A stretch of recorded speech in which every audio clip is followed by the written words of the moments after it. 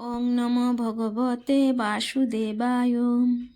আজ বৃহস্পতিবার অগ্রহায়ণ মাসের পূর্ণিমা হওয়ায় এই দিনটি শুভ কাজ এবং পূজার জন্য খুবই পবিত্র। এই দিনে কিছু কাজ করা উচিত নয়, যেমন ঝগড়া করা, অপ্রীতিকর কথা বলা বা অন্যকে কষ্ট দেওয়া। এছাড়াও এই পবিত্র দিনে বিলাসিতা করা, অপচয় করা বা অন্য কোনো অন্যায় কাজ করা উচিত নয়। ঝগড়া এবং অপ্রীতিকর ব্যবহার এদিন এড়িয়ে চলুন। এই পবিত্র দিনে কোনো রকম ঝগড়া বা বিবাদ করা থেকে বিরত থাকুন। অযথা তর্কে লিপ্ত হবেন না, অপচয় করবেন না। এই দিনে কোনো ধরনের অপচয় করা উচিত নয়, যা আপনার অর্থকষ্টের কারণ হতে পারে। অশুভ কাজ করবেন না। যে কোনো ধরনের অশুভ কাজ, যেমন মিথ্যা কথা বলা বা অন্যায় কাজ করা থেকে বিরত থাকুন। পূজা ও আধ্যাত্মিকতা পালন করুন। এই দিনে ভগবান বিষ্ণু, মা লক্ষ্মী এবং চন্দ্রদেবদের পূজা করা অত্যন্ত ফলপ্রসূ বলে মনে করা হয়। অন্যদের প্রতি সদয় হন। পূর্ণিমা তিথিতে অন্যের প্রতি সদয় এবং সহানুভূতিশীল হওয়া উচিত।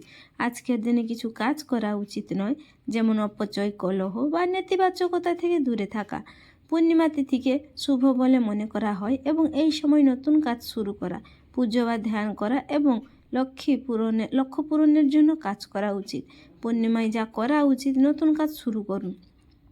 পূর্ণিমা একটি নতুন সূচনার জন্য শুভ সময়। নতুন কিছু শুরু করতে বা পুরনো কাজ শেষ করতে পারেন। পুজো ও ধ্যান করুন। ভগবান সত্যনারায়ণ বা লক্ষ্মী নারায়ণের পুজো করলে সমৃদ্ধি ও সুখ আসে। পূর্ণিমা রাতে ধ্যান করলে মানসিক শান্তি পাওয়া যায়। লক্ষ্য নির্দিষ্ট করুন। আপনার লক্ষ্যগুলো লিখে রাখুন এবং সেগুলোর উপর মনোযোগ দিন।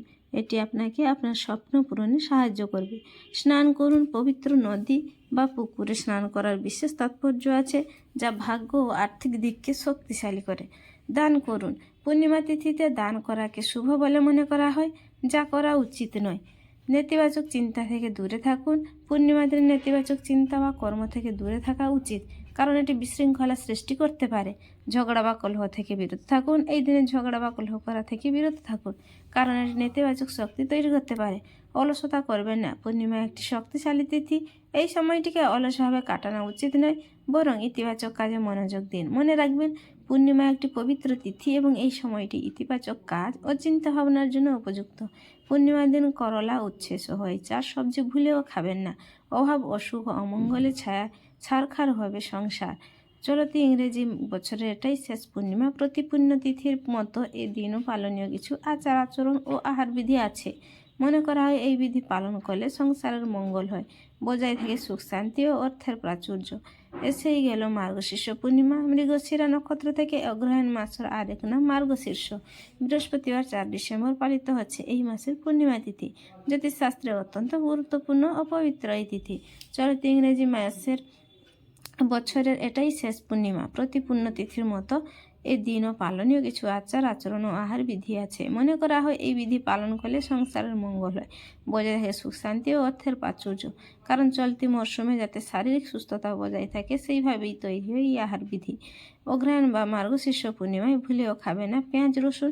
এই 2 সবজিকে আমিষ আহারের মধ্যে ধরা হয়।